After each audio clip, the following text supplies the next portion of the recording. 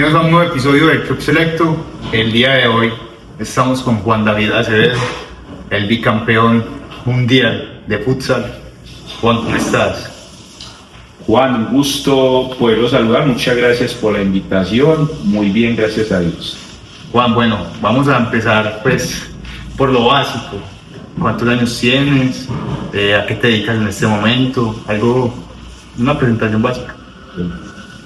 Yo soy Juan David Acevedo Flores, soy entrenador de las selecciones Antioquia y Colombia de fútbol de salón en la categoría masculina.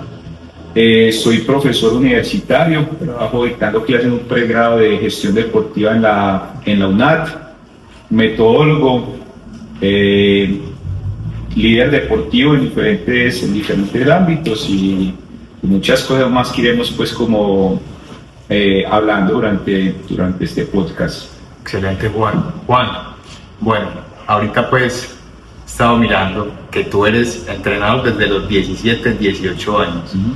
Pero entonces empecemos por ese recorderis de niño.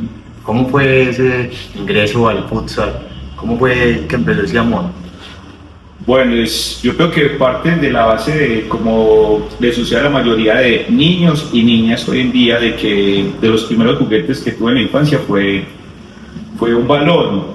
En ese trasegar del fútbol encontré el fútbol de salón. También el fútbol de salón es conocido en Colombia como el microfútbol. Es el único país en el mundo donde al futsal o al fútbol de salón le dicen microfútbol. Entonces lo empecé a alternar y en una placa del tricentenario junto a la piscina jugaba fútbol de salón, jugaba microfútbol. Entonces tengo muy buenos recuerdos de ir a la cancha y jugar con mi padre, en la escuela estar jugando fútbol de salón constantemente y había un morro en el tricentenario también donde jugábamos pues fútbol, futsal. Había la ventaja que había unas piedras que le colocaban a las señoras para que nosotros no pudiéramos pues como jugar, pero eso ayudaba también a la parte técnica porque te tocaba enganchar al rival, esquivar la piedra y muchas cosas más. Entonces sí es muy bonita toda esa etapa de la infancia y los recuerdos. Es muy chévere porque los padres hacen una labor muy bonita y es, de alguna u otra manera, indirectamente lo van direccionando a un amor o a una pasión. Y mira, la tuya fue el fútbol. Es muy chévere y es un arte muy bacano que hoy por hoy, más adelante obviamente vamos a hablar de cómo es ese futsal, que me parece interesante conocer acerca del futsal. Pero bueno, entonces jugabas a manera recreativa. ¿Nunca en un equipo o jugaste en equipos? No, sí, futsal jugaba en una escuela. Yo siempre he tenido como esta confusión.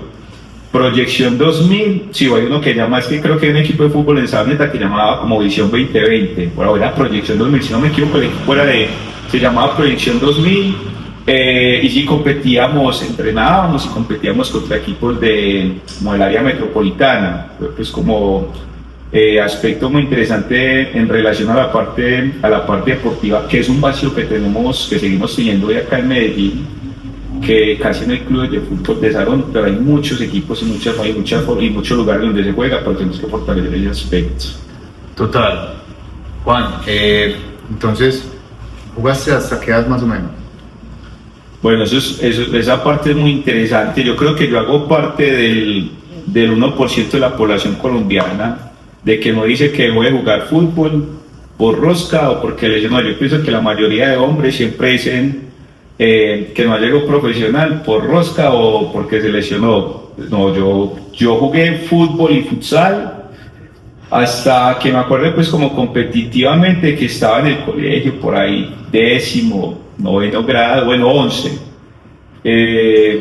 Y fue que al principio me destacaba, que se vuelven complejos, que uno de esos complejos de niño era que a uno le decían bobo grande, era un niño de mucha talla, entonces jugaba en fútbol delantero y hacía goles más que por mi capacidad, porque era más alto y me era más fácil saltar, abrir los brazos por fuerza, y en pivot y en futsal jugaba de pivot, porque era fuerte, recibía. Pero a medida que fui creciendo, empezaron a aparecer los jugadores más talentosos, más hábiles, más rápidos, y la verdad yo me quedé rezagado. Entonces sí podemos decir que esta es esa etapa como del colegio. Juan, ¿y cómo tomaste esa decisión o qué fue lo que pasó para que tú decidieras como que no, listo, entonces no voy a ser jugador profesional o no voy a intentar más y pasar a ese nivel de, bueno, es que a mí me gusta el fútbol, yo quiero ser entrenador? Bueno, esos son unos diálogos, es un diálogo muy interesante porque pienso que en muchas familias o muchos jóvenes se van a sentir identificados con ese aspecto. Obviamente yo valoro mucho el tema de la educación brindada por mis padres, pero al principio había como un direccionamiento, mi padre que le hubiera encantado que yo hubiera estudiado una ingeniería. Ahí nos llama mucho el tema, la atención de la administración, pero mi pasión era el entrenamiento y la educación física, y yo dije, bueno, me voy a presentar la fácil, primera opción, la que más me mueve, que es educación física, licenciatura en educación física en la Universidad de Antioquia, y la segunda, administración de empresas, que va a ser muy difícil pues como pasar en segunda opción en la Universidad de Antioquia a esa carrera. Pasé a educación física y feliz desde el primer momento hasta hoy en día. Obviamente el tema de la administración me ha gustado mucho y hice una especialización en gerencia deportiva. Yo estoy terminando la maestría en gerencia de organizaciones deportivas y ahí esperando terminar para empezar el doctorado, pues ahí se va dando todo. Muy chévere porque mira que te gusta estudiar, te gusta educarte y es algo muy importante para los deportistas también, esa parte de educarse. ¿O qué piensas vos? No es como antes que no, solamente juegue fútbol y ya. O sea, ahora es importante que un deportista también se eduque.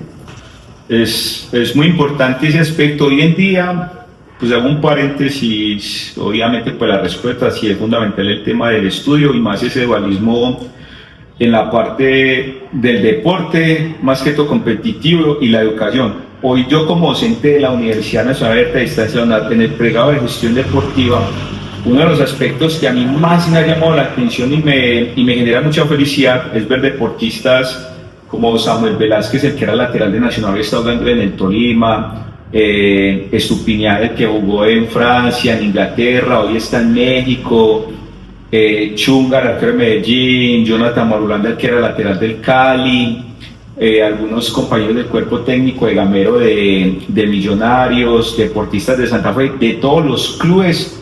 Yo podría decir que hay futbolistas profesionales estudiando gestión deportiva, porque yo sé que se están preparando para el futuro. Unos hay una lesión, no todos adquieren tanta riqueza como algunos pues pueden adquirir, y para mí como entrenador, y yo sé que usted es un joven que se preocupa también y le gusta el tema del estudio, lo que sucede en el cerebro del deportista cuando empieza a adquirir nuevos saberes, que es lo que yo trato de hacer como entrenador, desde el tema filosófico, desde el tema de la economía, tratar de llevar todos esos aspectos al tema deportivo. Un ejemplo, el Pareto lo llevo en la planificación, el diagrama de la espina de pescado lo llevo también a identificar problemáticas en el deporte. Entonces es muy bueno porque eso le va haciendo un chip al deportista y ayuda a generar como más evolución en torno al tema deportivo y lo prepara para un mejor futuro. Total, me parece muy chévere. Y entonces ahora que entraste un poquito en materia como entrenador, listo, ¿cómo empezó Juan como entrenador? Es una historia bonita porque lo hice empíricamente. Ya después, no sé si ustedes han escuchado el discurso de Steve Jobs. Él lo da en una universidad, no sé si es en Stanford. Entonces, bueno, es muy famoso que él habla de que uno tiene que atar los puntos de adelante hacia atrás, y cuenta el tema de que si no hubiera sido porque él se metió en unas clases pues, de escritura o mecanografía o algo así, no lo recuerdo bien, pues a lo mejor los celulares no tendrían la posibilidad de cambiar diferentes fuentes, pero él no se metió pensando en que iba a crear mi celular y iba a hacer eso. Lo mismo me sucede como entrenador, pues otra escala es de que empiezo a atar puntos. Y veo que cuando tenía yo 11, bueno, recuerdo que cuando tenía 11 o 12 años, empiezo a recordar de que yo a los compañeritos del equipo le decíamos, no se suban todos, quédese usted vaya arquero, yo me hago atrás o yo me hago adelante. Entonces de una manera empírica uno empieza como en esa relación del dirigir. Y ahí ya me dando pues paso una posibilidad cuando estaba en la universidad, que entré muy joven a la universidad, de entrar a dirigir en un colegio femenino, y ahí descubrí como esa pasión por el ser entrenador, y que usted como deportista, fue lo que más me conectó, es que usted como deportista entiende la correlación de todos sus compañeros del equipo, pero usted se da cuenta que como entrenador a usted le toca pensar como un estratega. Entonces cuando usted tiene esa visión de que te toca empezar a organizar fichas y mover personas, realmente se vuelve muy apasionante. Es muy chévere porque ahorita me mencionabas el tema de las mujeres, que tú empezaste a entrenar mujeres, de cómo, o sea, encontraste ese tacto, porque pues es muy chévere, porque no todos son iguales, no todos amanecen de buen genio todos los días, entonces tú encontraste eso, pues la verdad muy joven, y eso te hizo llegar a donde estás en este momento. Sí, la primera experiencia mía fue en el San José de Itagüí, conocido como, bueno, el femenino también le decían el Colegio de las Pollas, les decían así. Fue muy interesante y siempre lo destaco, y hoy que estoy en la élite, el tema del alto rendimiento, es que cumple un factor fundamental el manejo del grupo, no solo por el ego, sino por muchos aspectos de estrategia, intereses económicos. Y soy un afortunado, y siempre le digo a toda persona que se quiere destacar en el ámbito deportivo, dése la posibilidad de dirigir un equipo femenino porque es transformador, es maravilloso, avanzas años luz en torno a eso porque tienes que desarrollar la sensibilidad para decir las cosas y ser asertivo, porque obviamente cada ser humano es un universo, pero en la especificidad de la mujer hay esa belleza de saber tratar, de saber decir las cosas y leer los momentos adecuados. Entonces eso te ayuda a tener tacto, a también a interpretar cuando eso las niñas no tenían tanto nivel técnico como sucede hoy en el tema del futsal y el fútbol que viene creciendo y aspecto que me encanta. Pero esa era la primera experiencia de esas niñas jugando fútbol de salón. Allá eran muy fuertes en baloncesto y voleibol, entonces también empecé a explorar interiormente como entrenador, a identificar cuáles eran los aspectos que habían que fortalecer, y me di cuenta que la estrategia también se tenía que meter a esa escala. Cuando yo tenía un equipo que como todas no jugaban bien, yo tengo una anécdota muy bonita, era que casi siempre ganábamos y me decían, hey, pero tus equipos juegan feo. Y yo le dije, así pues me trajeron a ganar. ¿Y cuál era la estrategia? Tenía una niña que trabajaba bien, tenía, disculpe la manera de decirlo, pues no es despectiva, voy a hacer como una descripción, tenía una niña que tenía sobrepeso, para decirle gordita, tenía sobrepeso y le daba muy duro al balón. Entonces mi estrategia, ¿cuál era? Ellas no eran ricas técnicamente jugando, entonces yo le decía a la que era del balón a la compañerita que le da duro el balón. Y le decía a la niña que le da muy duro el balón, hey, trata de hacer gol, porque le da muy duro. Y chutaba durísimo. Ahí de cuántos goles hizo en todo el año, ninguno. Pero esa era la estrategia, le da tan duro el balón que el balón lo colocamos en otro arco contrario. Entonces a las niñas mías les enseñé a presionar. Entonces ya nos alejamos el balón de nuestro arco. Íbamos al arco de ellos y cuando ellos sacaban presionábamos y hacíamos el gol, o sea, nos ahorrábamos la fase de construcción porque no eran muy ricas técnicamente. Entonces uno como entrenador empieza a explorarse qué estrategias tengo que tener para poder desarrollar esas habilidades. Bueno, y como un resumen ejecutivo de esa fase. Estamos hablando de que tenías cuántos años más o menos.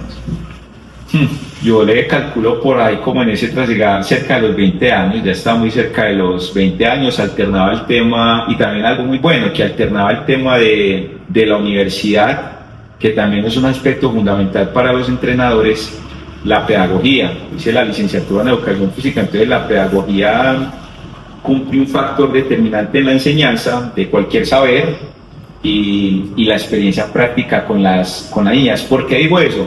Imagínese algo, yo siempre les digo, usted como entrenador tiene un montón de información y sus deportistas son los que tienen que adquirir esa información. ¿Usted cómo la transmite? El Bluetooth es la pedagogía. Entonces, las diferentes herramientas, más el tema del tacto y la asertividad, entonces la pedagogía. Y usted dirigir en algún momento de sus equipos femeninos, créanme que lo va a convertir en un gran entrenador. Lo voy a llevar lejos, lo voy a llevar lejos. Bueno, Juan, entonces pasaste por un colegio y me imagino que luego te graduaste de la universidad. ¿Cómo fue ese tránsito universitario? Contame muy por encimita, ¿qué te parece la universidad? Bueno, ahí hago un paréntesis para eso. Yo después del San José pasé a otro colegio, el Ingenio José Félix de Restrepo, resumen ejecutivo para ir a la universidad. Yo siempre decía, uy, el INE, no, ¿qué tal? Estudiar allá, un montón de cosas, pues esas cosas que yo amo al INE hoy en día, pero esas cosas de adolescente que a veces la gente en estos espacios trata con mucho de cuidado, ¿no? Yo pienso que uno tiene que decir las cosas como son, porque le pueden ayudar a las personas de que uno no puede juzgar.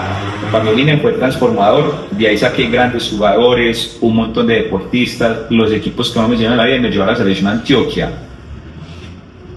Pero bueno, eso es otro tema. La universidad para mí ha sido una de las etapas más lindas de mi vida. El ser humano obviamente trasciende por diferentes etapas desde la adolescencia, su infancia, el tema laboral, el tema de su vida sentimental y amorosa y el tema de la vida académica. Para mí ha sido transformadora. Yo aspiro hasta el último día de mi vida, ojalá viva mucho y viva bien, estudiar. Yo amo, tengo de pronto esa vena por mi padre que es autodidacta. Mi padre es autodidacta,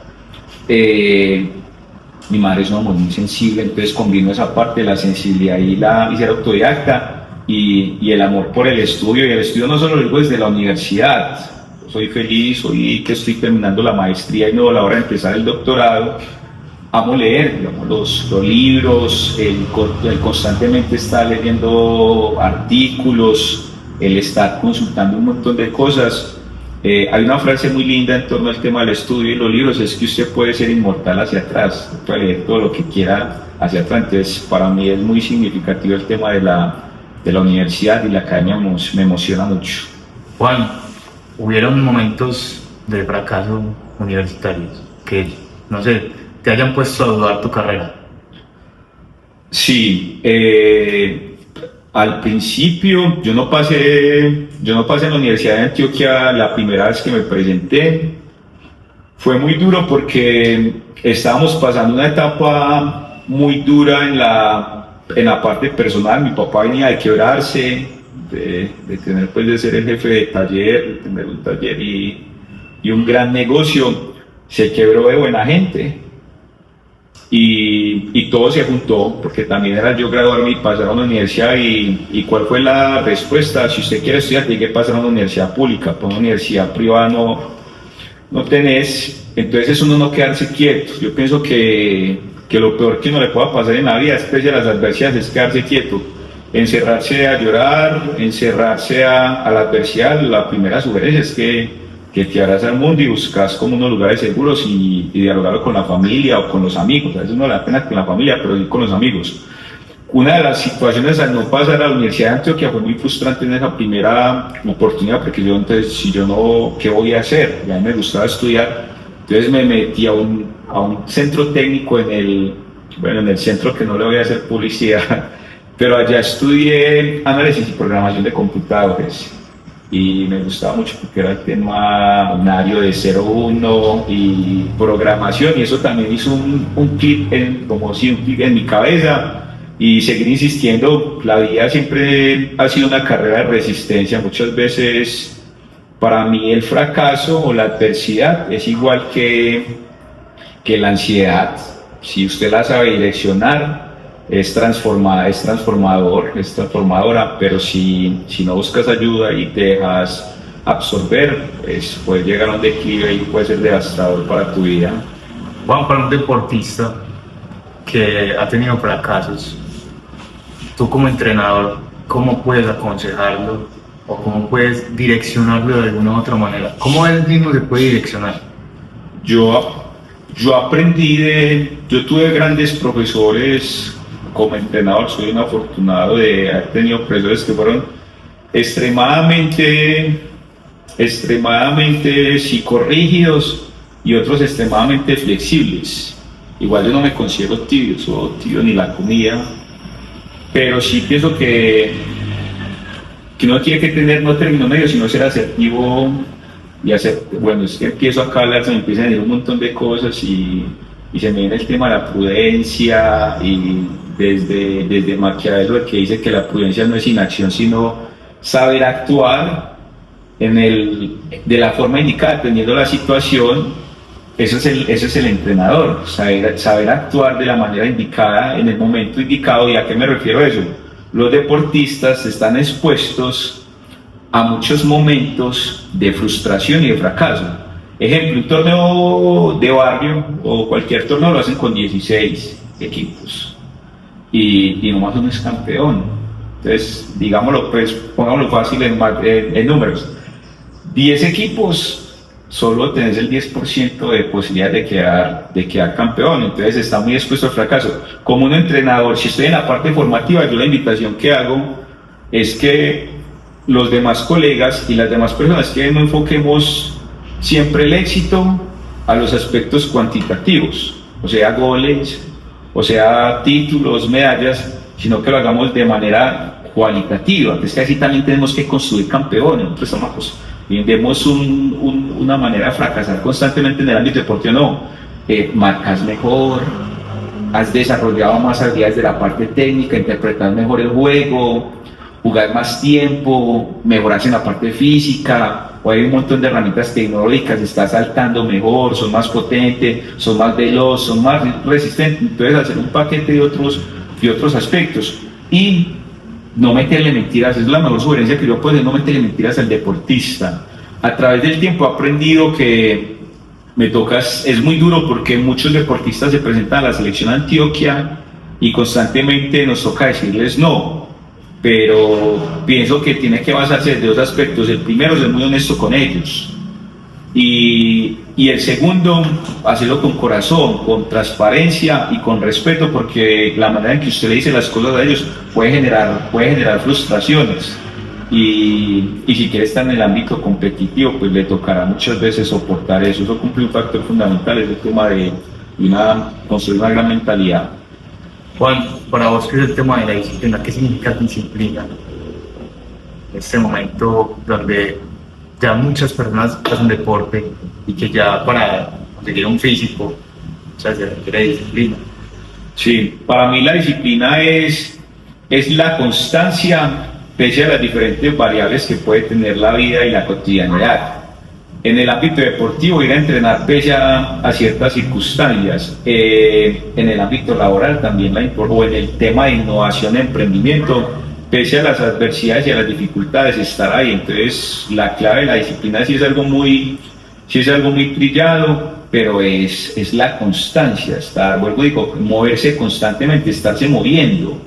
Es mejor hecho que perfecto, estar constantemente como en ese quehacer, en esa tarea de estar moviéndose, pero enfocado en algo. Entonces empecemos con algunas variables. Estar constantemente moviéndose, ¿sí? Okay. Estar trabajando en pro de alguna cosa pese a las adversidades, pero cumple un factor fundamental, el tener el foco, porque no te ganas nada empezar a moverte, pero si no sabes para dónde vas. Entonces, enfocado en lo que quieres hacer, estar constantemente moviéndose, y la autocorrección para mí cumple un factor fundamental en todo eso, porque hay personas que son muy disciplinadas pero no avanzan. A veces también es muy importante uno ser muy crítico en relación a qué se está fallando y también preguntarle a los amigos. No, obviamente, pues ahí empieza uno a hilar muy delgado en que también se va a sentir juzgado, pero a veces si vos tenés un buen mentor o un buen amigo que te pueda guiar, pues es importante porque te puede enfocar hacia donde usted quiere realmente progresar. Juan, de pronto hay una fórmula para alcanzar el éxito. ¿Cómo se llama este libro? Es el Gruit, ¿cierto? Sí, bueno, es que tiene que relacionar lo que dije, que es el tema de estar como enfocado y trabajar constantemente en ello. Es que son muchas cosas. El éxito, yo pienso que hay mucho, hoy te venden un montón de contenido basado en el éxito, y yo lo hablaba con un gran amigo. Yo siento que muchas personas lo que hacen es leerse un libro, sacan los aspectos más importantes y te los quieren vender por internet, que igual no está mal, pero pienso que hay unos aspectos fundamentales, como digo, tener el foco y estar constantemente trabajando en ello, que pienso que son aspectos que se habla en ese libro. Si creo que no me equivoco, es el Ruiz, sí, de Ángel, pero no quiero acá meter mentiras referente a eso, que eso no está bien, pero cada uno tiene una fórmula. Un ejemplo, para mí el éxito, no quiero sonar pues como soberbio ni petulante, pero sí también uno tiene que reconocer sus logros. Yo soy un hombre afortunado porque casi siempre gano. No es charro, es agradable. Casi siempre en las competencias, pues Dios me ha dado la posibilidad de que, primera vez que dirigí la selección Antioquia en la categoría junior, me la habían dado como entrenador principal, primera vez, y como a los 20 y pico, campeón nacional. Dirigí el primer mundial sub-17 y quedé campeón mundial. Antioquia llevaba como 32 años sin ganar la medalla de oro en Juegos Deportivos Nacionales y pasaron grandes entrenadores, me dieron la cabeza de la selección de Antioquia y quedé campeón nacional. Ganamos esa medalla de oro en la que fallé, fue en el Mundial Sub-20. Primero lo perdí, después sí lo ganamos el año pasado. En resumen, para no darle vueltas a las cosas, para mí el tema del éxito, que es como tratando de parafrasear a la autora, el tema del Luigi, es tener enfoque y trabajar constantemente en ello. Pero cada persona tiene una esencia que lo hace fuerte. Un ejemplo, para mí, que ha sido el síndrome de hiperactividad con déficit de atención y lo enfocado. Sí, yo pienso que personas que somos a veces ansiosas, si lo sabemos enfocar, trabajamos o competimos con ventaja. Un ejemplo, porque yo me empiezo a mi ansiedad, que no tengo problema en decirlo, soy un hombre ansioso, la ansiedad lo lleva a unos escenarios catastróficos, y a mí me llevan escenarios catastróficos en torno al tema deportivo. Entonces yo empiezo a proyectarme hacia el futuro mi ansiedad, el perder, el no saber qué hacer, qué cambios hacer, el ir perdiendo un partido 2-0 con esta clase de jugadores. Entonces la ansiedad me ha servido para irme hacia adelante, empezar a pensar cuáles van a ser esos escenarios y con mi ansiedad trabajar para corregirlos. Entonces me ha ayudado a competir con ventaja. Entonces, en resumen, enfocarse, trabajar constantemente, identificar cuáles son sus talentos. Es muy chévere porque tú mencionas la ansiedad y que pues es algo que no es un secreto, y aparte también mencionar la hiperactividad, que muchas personas sufrimos de eso. Yo también sufro de hiperactividad y de falta de desconcentración. Y para mí me parece mucho más interesante los méritos que uno hace. ¿Por qué? Porque a uno le puede costar más, pero eso que tú dices, que si uno se enfoca 3 veces. Entonces puede ser un defecto, pero también es un talento que si uno lo desarrolla bien, uno la rompe totalmente. Y es en tu caso lo que ha pasado. Te proyectas, tú te imaginas situaciones y tú lo que haces en el presente es: venga, es que yo no voy a hacer eso, es que venga, vamos a estructurarlo para ganar, para romperlo y para traer una medalla y para traer una copa aquí a Colombia, a la nación. Entonces es chévere. Juan, vamos a la parte de entrenador de la sub-20, de ya profesionalmente. ¿Cómo te empiezas a desenvolver? ¿Cuáles son tus estrategias? ¿Cómo empiezas a pensar en ese futuro, en esos jugadores? ¿Cómo es ese día a día? Hablamos y se me vienen otras a la mente. No, puedo decir otra cosa antes de responder eso, porque pienso que puede ser muy enriquecedor para las personas que lo puedan ver, porque me siento identificado con lo que usted dijo. A mí me hice clic con algo. La adversidad hay que saber, o las dificultades hay que saberlas enfocar. Mira el tema de lo que me dice, la hiperactividad. Yo dije, la ansiedad con foco y estar constantemente moviéndose, trabajando para ello. Pero hay un tema que te quería, vos has visto el tema de por decir, las personas que son autistas o que tienen principios la gente lo ve como algo malo, obviamente.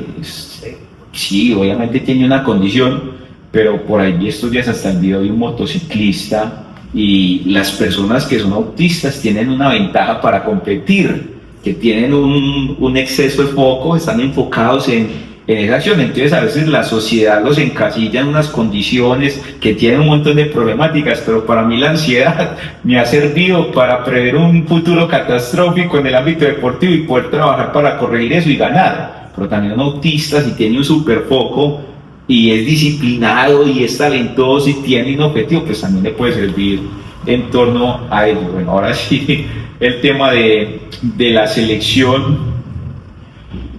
Es muy diferente ser entrenador de un club a un entrenador de una selección. Yo quiero empezar con eso, es porque todos cuando empezamos en nuestra etapa de entrenadores queremos dirigir las selecciones Colombia, las selecciones departamentales, en este caso la selección Antioquia, pero cumple un rol determinante la experiencia. ¿Y a qué me refiero a la experiencia? Usted tener muchas vivencias para saber en un futuro que usted tenga la posibilidad de dirigir una selección, un equipo pues profesional o una selección departamental, tener tanta experiencia para poder elegir. Ejemplo, como entrenadores en la mayoría de deportes, para hablar pues del futsal, si usted es entrenador de un club o de una selección, usted tiene que trabajar los mismos contenidos, desde el tema de la marca, la fase ofensiva, defensiva, las ABP, que son digamos las acciones a balón parado, a favor y en contra, pero se gestionan de manera diferente. ¿A qué me refiero con ello? En un club usted tiene todo el año para trabajar, entonces usted hará una planificación para eso, pero en una selección usted tiene que trabajar esos aspectos y tiene que gestionarlos de manera diferente porque tiene menos tiempo.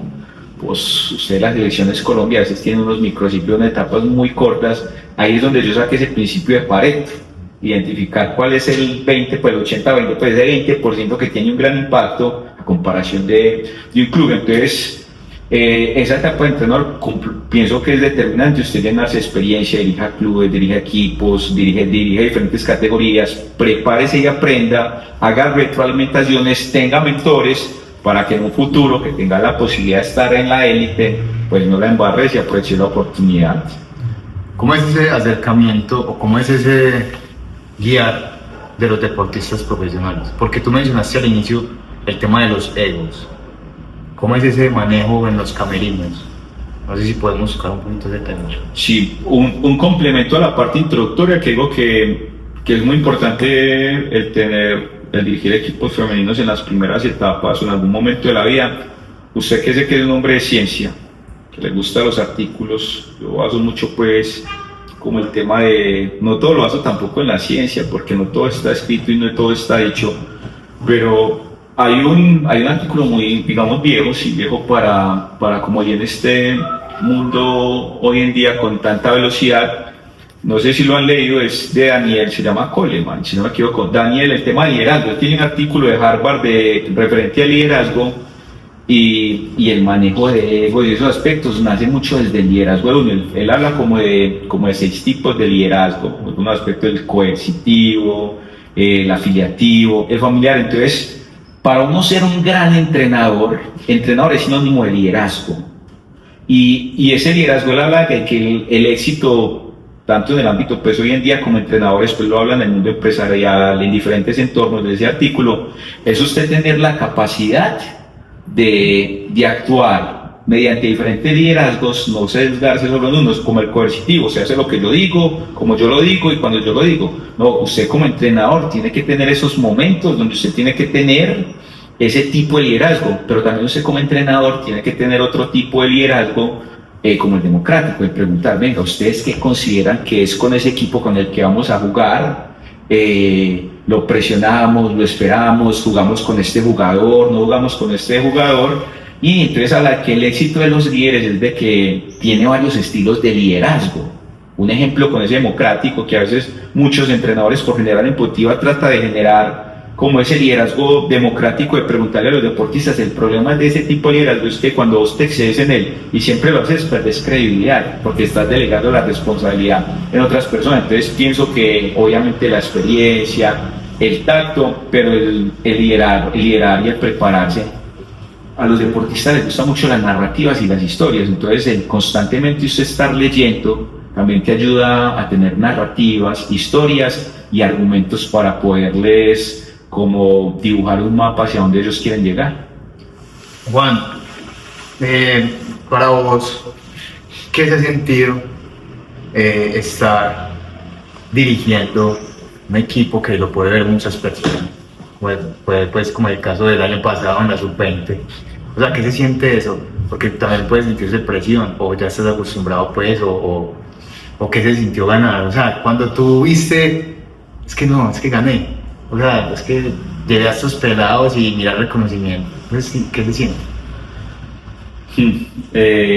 Referente a la presión, bueno, en principio usted conoce la presión crea diamantes. Yo siempre le digo eso a los deportistas, la presión crea diamantes. Yo lo he vivido, digámoslo, en 3 etapas muy lindas de la vida. Primero el sub-17, el mundial sub-17 lo gané de 30 años. De 30 años.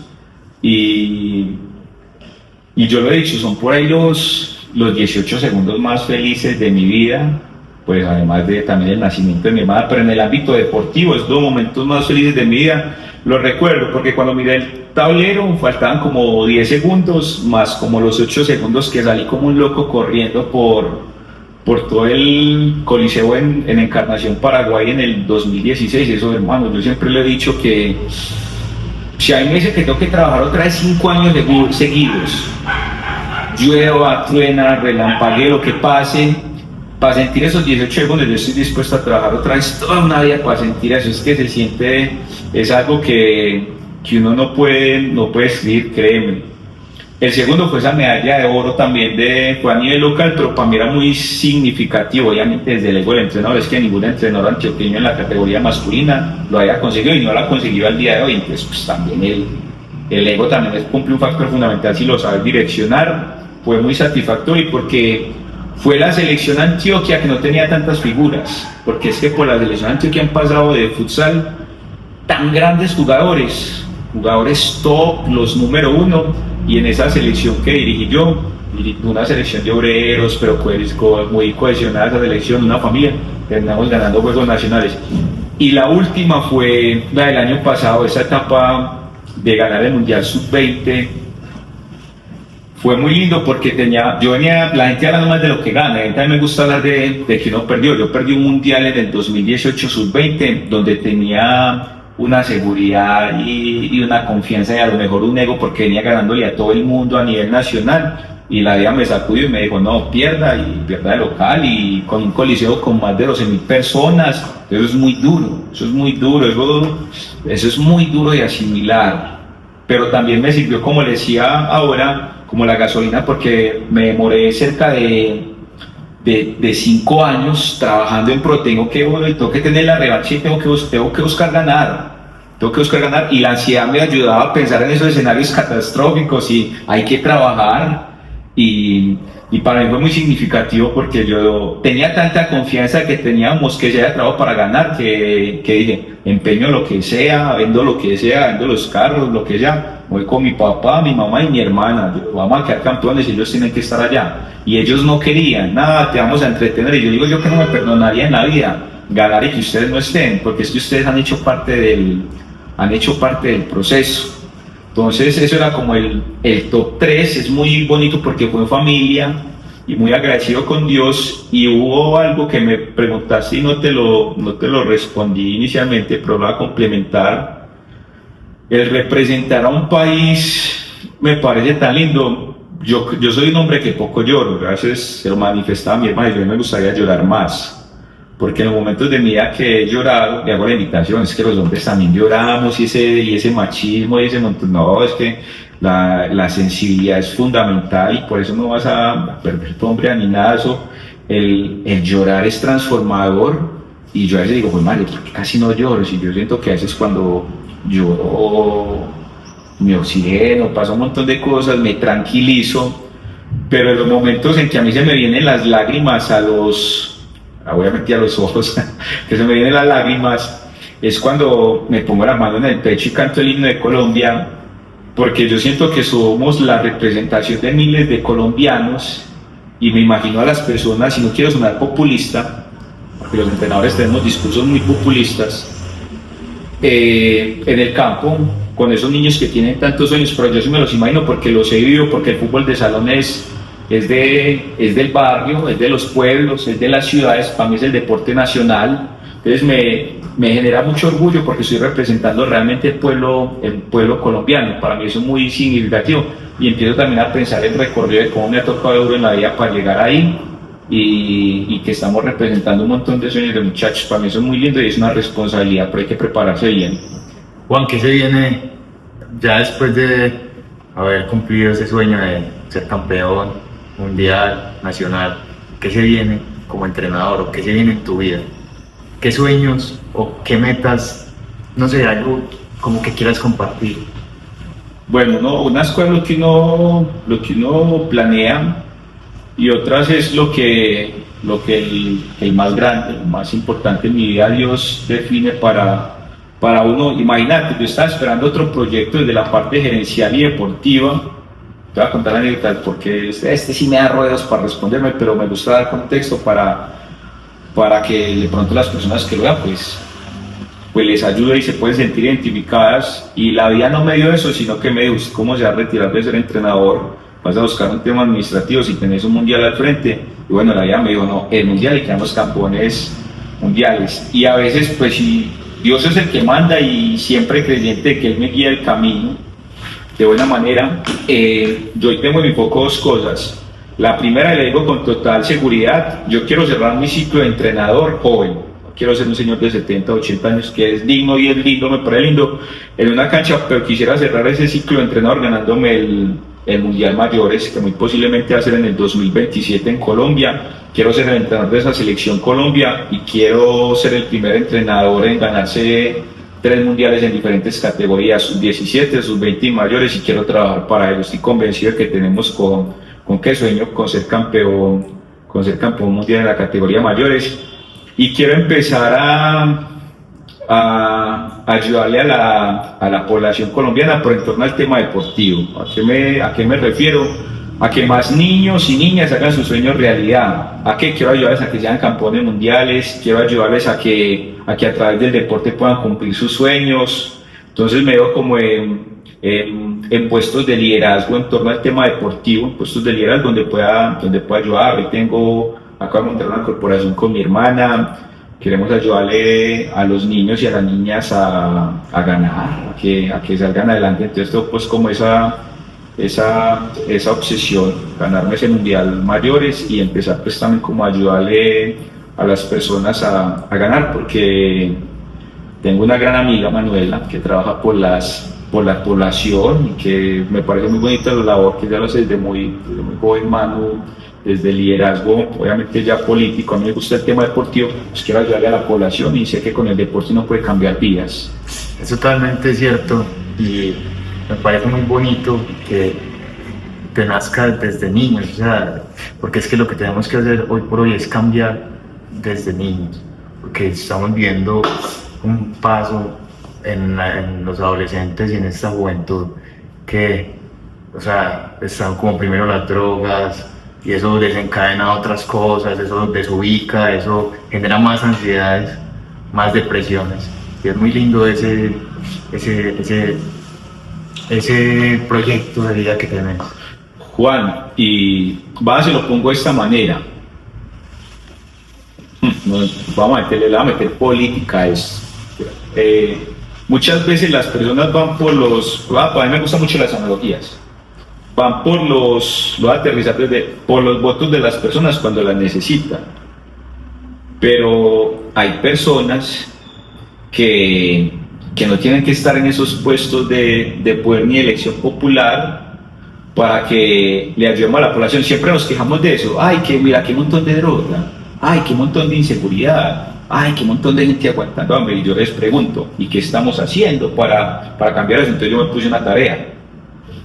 Yo vuelvo y digo, mi papá tiene esa vena artística y autodidacta, pero mi madre me heredó una vena que es la parte filantrópica. Yo tengo una mamá que le ayuda a la comunidad y no es una líder pues ni nada, pero siempre la he visto ayudándole a las comunidades. Entonces yo dije, el deporte me ha dado cosas muy lindas y bueno, tengo que tocar temas sensibles y no hay problema por eso. Yo en el mundo deportivo he tenido muchachos, que no voy a decir sus nombres por seguridad y por respeto, que han sido guerrilleros, han sido sicarios, han sido vendedores de droga, han sido ladrones, pero también han sido niños, bueno, en el tema personal que también lo digo, que han sido violados y han sido muy vulnerables. Y hay uno que también, una historia que este sí lo digo, ya todo el mundo lo conoce, que la mamá se la mataron en una cancha de fútbol de salón por una bala perdida, y en el fútbol de salón y en el deporte en general, pues les he cambiado la vida.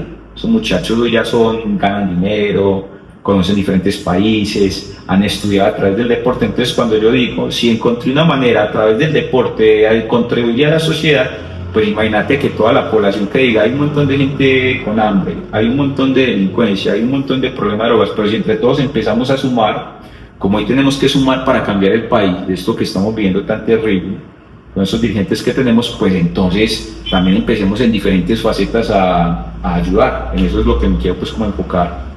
Muy chévere, Juan. Juan, para ir cerrando, hay una pregunta que quiero hacer como icónica del podcast. Y es, para ti, ¿qué se siente ser antioqueño? Para mí, ¿qué se siente ser antioqueño? Son tantas cosas. Para mí es una fortuna. Para mí es una fortuna porque yo amo ser colombiano, pero me siento orgulloso de ser antioqueño. Eso no me va a quitar ser colombiano. Pero lo más lindo es que tenemos ese amor por nuestra tierra, algo de lo que hemos hablado también, que pese a la adversidad somos capaces como región de salir adelante. Hemos demostrado esa pujanza, somos un sinónimo de muchos valores, porque nosotros hemos pasado, pienso que la adversidad, que tiene la esencia de este podcast, la adversidad a los antioqueños la hemos sabido enfocar para salir adelante. Entonces ser antioqueño es un montón de valores, el cual te los transfieren desde la herencia de tus abuelos, tus padres y la sociedad, para que tengan más posibilidades de triunfar en el futuro. Entonces ser antioqueño es una fortuna y es traer la herencia de una gente muy berraca y muy pujante que han podido construir este país, esta sociedad. En resumen, usted mira para todos lados y usted lo único que ve es desarrollo de prohombres. Antioquia es una tierra de prohombres, desde presidentes y desde gobernadores y desde alcaldes que han construido y han generado desarrollo para el país. Entonces, antioqueño es un orgullo y cargar la herencia de gente y de prohombres que han desarrollado esta sociedad. Bueno, Juan, muchas gracias por compartir este espacio. De antemano, pues, gracias por tu conocimiento, por esas experiencias pues, que nos contaste, y esperemos que más adelante nos volvamos a encontrar para otra entrevista. Bueno, agradecerles a ustedes por esta invitación, Juan, y qué bueno este tipo de espacios porque está contribuyendo a la sociedad a que realmente los saberes de las personas puedan ser transmitidos y les pueda servir de inspiración o de guía para poder conseguir diferentes metas en su vida. Entonces muchas gracias por este espacio y cuenten conmigo para lo que necesiten. Gracias.